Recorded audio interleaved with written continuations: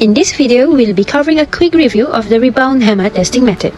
The main objective for this rebound hammer test are to assess the in-place uniformity of rock and to estimate the strength of rocks. The rebound hammer can be placed in many different ways, including vertical downwards, horizontal, and vertical upwards. In order to test a rebound hammer, we need to place it perpendicular to the test surface and make sure to move slowly toward it, so that the latch can release and make an impact. Make sure to read the data once it hits the impact. Data can be seen on the indicator. Let's say we have 3500 psi, then we need to draw a line from psi and make sure the line cross line A. From there, we get 30 MPa. Considering recent development in sensor technology and wireless communication, we can conclude that new generation of rebound hammers are easy to construct. Hello everyone, so today we will learn on how to measure the dip angle and dip direction at the site by using a Branton compass. Before we start, let's take a look at the top view of the Branton compass and what is the component in it. Based on the top view, from the left, we can see it has a pip sight, sighting mirror, clinometer scale, window in mirror, clinometer arm, long edge, compass window, round level, long level, magnetic needle, azimuth scale, pin to lock magnetic needle, long sight, and pip sight. Why do we need to measure the dip angle and dip direction based on dip measurements? It is because they are used together to measure and document a structure's characteristic for study or for use on a geological maps. What is dip? The dip is the maximum angle between the inclined plane and the horizontal plane. The dip is always perpendicular to the strike and has both a compass direction and an angle. The dip angle is always in a vertical plane and is measured downward from the horizontal plane. The dip direction is always perpendicular to the strike. Okay, so let's take a look on how to use the Branton compass to measuring the dip angle and dip direction. So the first step is to choosing a surface and estimating your measurements. Before we start to measuring the dip angle and dip direction, pour the water onto the rock surfaces so that we can see the direction of the water flows. It indicates to the direction of the dip. Besides, we can measure a dip angle by placing the compass on its side with the sighting arm pointing the down tip. Not just that, but sometimes it is much easier to put your field book against the upcrop and then the compass against the book to get a smoother or larger surface. Besides, take your Branton compass and lay it flat on the rock in the direction that the water was flowing so that it points in the same direction as the line of dip. Next, adjust the lever on the back of the compass until the air bubble in the clinometer level is centered. Then, read the dip directly from the scale in the compass. Besides, in order to measure dip direction, return the compass to the horizontal on the rock surfaces while still pointing it down deep. Next, when the bull's eye bubble is in the circle, press the pin to lock magnetic needle to make sure the arrow is static and non-movable. Then, read off the bearing from the main compass needle. And finally, we can get all the data of the dip direction and dip angle. Thank you. Procedure: how to calculate rock mass rating. The first step is outcrop preparation. We need to choose an outcrop on the tunnel wall with a distance of at least 1 meter length. Use a measuring tape to state up the distance. Step 2 is to find unaxial compressive strength. We need to determine the USC of rock mass based on the average of rebound hammer value as shown in previous video. Step number 3 is to find rock quality designation. RQD can be determined by using equation 1 and equation 2, which equation 1 is JV equal to 1 over S1 plus 1 over S2 plus 1 over S3 plus 1 over Sn. While for equation 2 is to find RQD, which 150 minus 3.3 times JV. S1, S2 and S3 are the average spacing for the joint set. Step number 4 is to find spacing of discontinuities.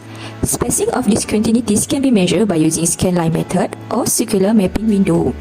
Average of spacing can be determined by using the equation below as proposed by Palmstone. We can choose which method is the best for us to collect the data.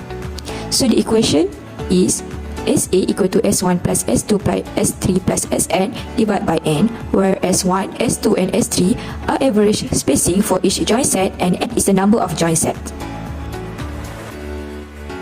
Step number 5 is to find the condition of discontinuities. There are 5 types of discontinuities that we need to find. The first one is persistent. Persistent is a joint that we can find at the rock surface. It can be measured by using a measuring tape. Number 2 is aperture. Aperture is a joining opening which we can measure it by using a ruler or fracture gauge. Number 3 is roughness. Roughness can be measured by rubbing our palm or finger on the joint surface. Next is infilling. Infilling can be seen inside the joint aperture by gross eyes. And lastly is weathering. We can see it by finding the iron stain along the joint wall, friability, colors and texture. Step number 6 is to find the groundwater condition.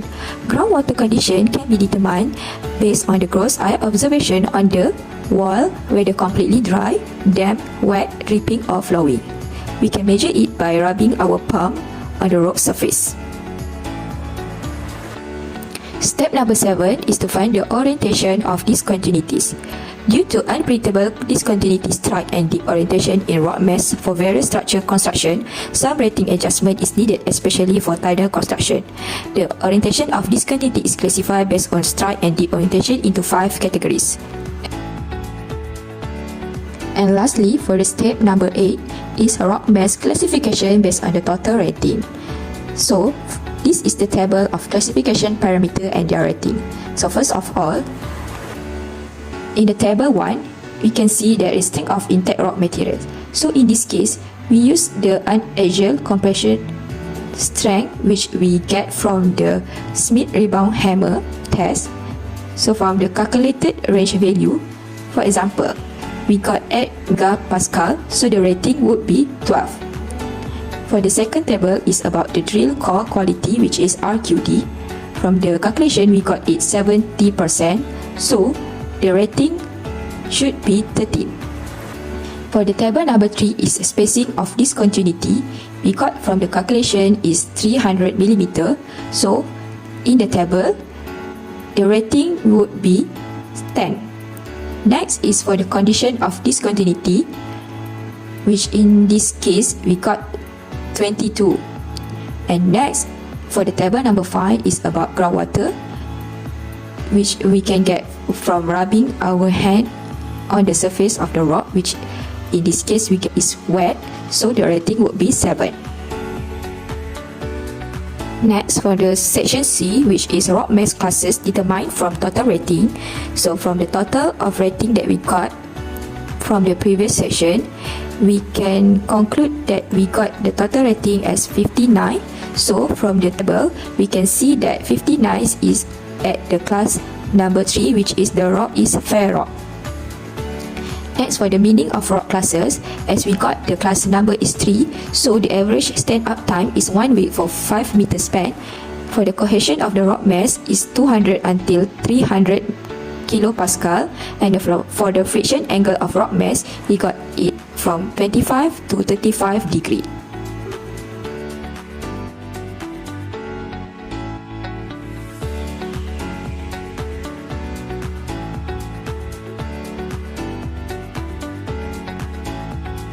Next is the procedure to calculate the geological strength index. The first step is outcrop preparation. We need to choose an outcrop on the rock slope with a distance of at least 1 meter length. Use a measuring tape to set up the distance. Step number 2 is to determine the volumetric joint count, JV. JV can be found by using the equation as shown in this video, which is 1 over S1 plus 1 over S2 plus 1 over S3 plus 1 over Sn. S is the true spacing. Step number 3 is to determine the structural rating. The structural rating can be found by using the volumetric joint count that we find previously, and then we find it by using this graph to find the structural rating. Step number 4 is to determine the roughness rating. Roughness rating can be referred to the coarseness of the joint surface. This rating can be determined by using the hand palm and gross eyes. For the rating, we can see the table of rock mass rating system. For the roughness rating, very rough, we can get 6, rough 5, slightly rough 3, smooth 1, silicon-sided 0. Next, for the step number 5 is to determine the weathering rating. Weathering rating is referred to the grade of weathering of the rock material on the studied area. It is normally based on the characteristic of rock material, the presence of certain minerals such as biotite, feldspar, rock-soil ratio, and etc. It can be determined based on the weathering grade classification or any weathering grade classification related to the type of a rock such as sedimentary, igneous, or metamorphic. For the rating, we can see from the table as shown, which is the weathering rating. First one is unweathered is 6, slightly weathered 5, moderately weathered 3, highly weathered 1, and decomposed is 0. Step number 6 is we need to determine the infiling rating. Infiling rating refers to the characteristic of the material that infiltrate inside the joint aperture or opening with different opening size. It can be determined by using our gross eyes and hand. Material inside the joint aperture should be extracted and crushed by finger or hand. For the rating, we can see the table below, which in filing rating, none is 6, hard filing which is less than 5 mm is 4, hard filing which is more than 5 mm is 2, soft filing which is less than 5 mm is 2, and soft filing for the which more than 5 mm is 0. For the step number 7 is we need to determine the surface condition rating. Surface condition rating can be represent the surface characteristic of rock mass or outcrop, which is classified in a 5 group, which is group 1 very good, rating from 40 to 10. Number 2 is good, rating from 11 to 14. Fair, rating from 7 to 11. Poor, rating from 3 to 7, and very poor, rating from 0 to 3. SCR can be determined by summing up this rating, including roughness rating, weathering rating, and infiling rating. And lastly, which is step number 8, we need to determine the geological strength index. Based on the value obtained from the surface condition rating and structure rating, the geological strength index can be determined by using this table, which divide into 4, which is the first one is blocky, which very well interlocked undisturbed rock mass consisting of cubical formed by 3 orthogonal discontinuity set. Second one is very blocky, which interlock partially disturbed rock mass with multifaceted angular block formed by 4 or more discontinuity set. Number 3 is blocky or disturbed, folded and or faulted with angular blocks formed by many intersecting discontinuity set.